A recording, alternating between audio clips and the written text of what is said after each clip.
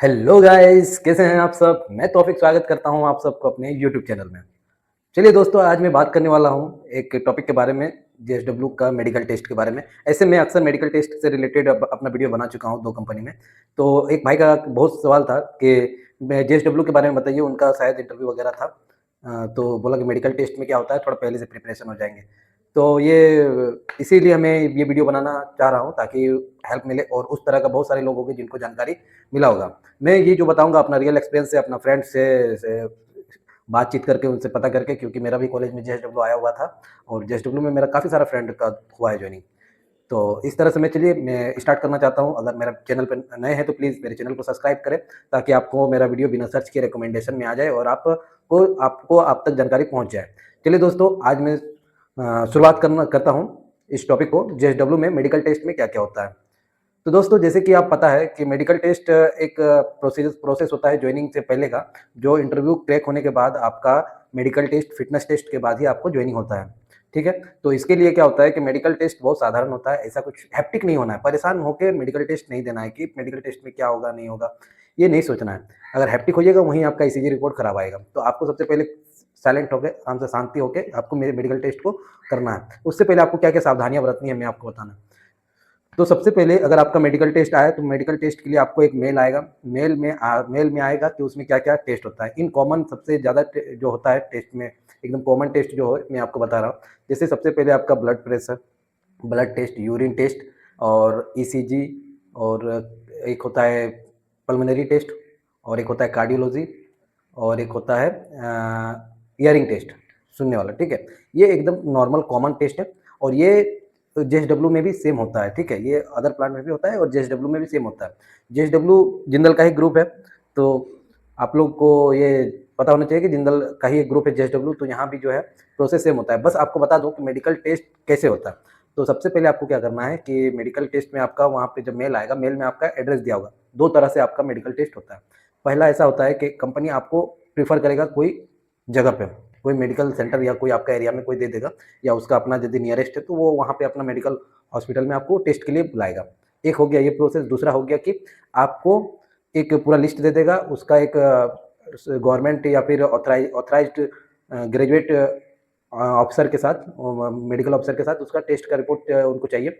एक सर्टिफ़ाई अच्छा जो हॉस्पिटल होता है जिसमें सर्टिफ़ाइड है, जो गवर्नमेंट के थ्रू से, तो उसके द्वारा आपको क्या करना है कि वहाँ आपको सारा जाँच करवा लेना है। जाँच का रिपोर्ट ले जाके मेडिकल के जॉइनिंग के टाइम पे उसको सबमिट करना है या फिर स्कैन करके भेजना रहता है। तो मेरा दोस्त लोग का क्या हुआ था कि उन लोग को वहाँ पे वो चीज़ लेके जाना था, मेडिकल टेस्ट करवा के जॉइनिंग से पहले वहाँ पे जाना था, सबमिट करना था। तो वो लोग वैसे करके गया वहाँ पे। उसके बाद कंपनी का ही गाड़ी आता है, कंपनी गाड़ी आएगा और जो बेसिक जो टेस्ट होता है, बीपी वगैरह, ब्लड प्रेशर, आई टेस्ट वगैरह, ये सब वहाँ पे कॉमन होगा फिर से। लेकिन ऐसा नहीं है कि वहाँ पे पूरा ही होगा। बीपी-वीपी तो नॉर्मल हर जगह पे जाँच किया जाता है। जो मेन आपका रिपोर्ट होता है, वो रिपोर्ट के बेसिस पे ही आपको होगा, ठीक है? तो इसलिए मैं आपको बोलना चाह रहा हूँ कि अगर आपका टेस्ट है, तो उससे पहले आपको क्या करना है, अच्छे अपना सेहत का पूरा रूटीन को 1 वीक पहले से अपना पूरा हैबिट को अच्छा कर लीजिएगा। जैसे उसका सोने का टाइम आपका और जागने का टाइम, खाने का टाइम, सारा एक सिस्टमैटिक तरीके से होगा, तो आपका बॉडी में जो है एक अनसर्टेनिटी और एक रेगुलर एक्टिविटी आते रहेगा, ठीक है? तो क्या है कि आपको यूरिन टेस्ट हमेशा आपका फेलियर या फिर खराब होने का रीज़न क्या है कि हम लोग आम तौर पे ज़िंदगी पे पानी बहुत कम इंटेक करते हैं, पानी बहुत कम पीते हैं। तो वो क्या करना है कि आपको एटलीस्ट 3 से 4 दिन पहले से आपको 3 से 4 लीटर पानी आपको पीना है। 3 से 4 लीटर पानी पिएगा तो आपका क्या आएगा, वो रिफ्रेश होगा और यूरिन का कलर भी अच्छा आएगा।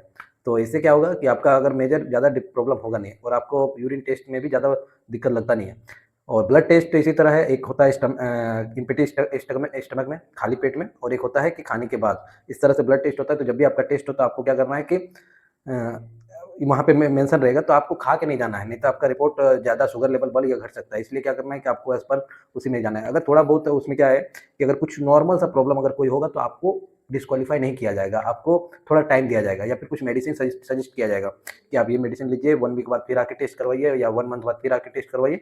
तो इस तरह से होता है। ऐसा नहीं होता है कि अगर आपका रिपोर्ट थोड़ा ऊपर-नीचे हो गया तो आपको डायरेक्ट निकाल दिया जाएगा या फिर नहीं करेगा, डिस्क्वालीफाई कर देगा, ऐसा नहीं होता है। कुछ समय सर्टेन टाइम दिया जाएगा, जिसमें आपको उसके बाद वो टेस्ट को कंप्लीट करके आप जॉइनिंग कर सकते हैं। तो इसी तरह से होता है दोस्तों।